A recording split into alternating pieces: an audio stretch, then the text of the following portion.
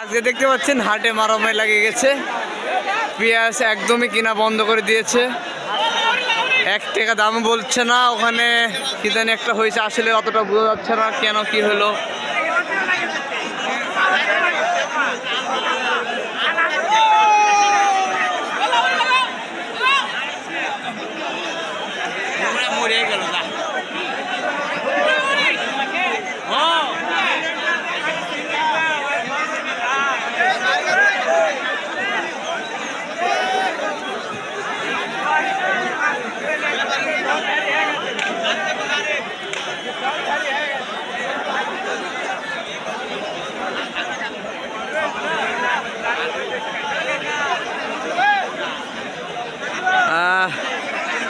আমরা যতদূর জানতে পারছি যে এই হাটে মাইকিং করা বলে দেওয়া হয়েছে যে কোনো স্টল খোলা থাকবে না। এ কারণে কোনো মুচিরা না খেয়ে কাজও করতে পারছে না, সে কারণে সম্ভবত কাজ সব বন্ধ আছে।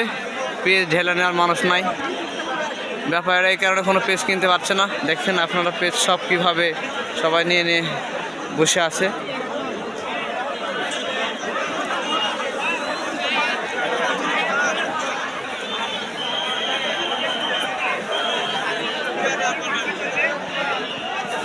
এটাই হচ্ছে মেরসাদ হাই স্কুল মাঠ।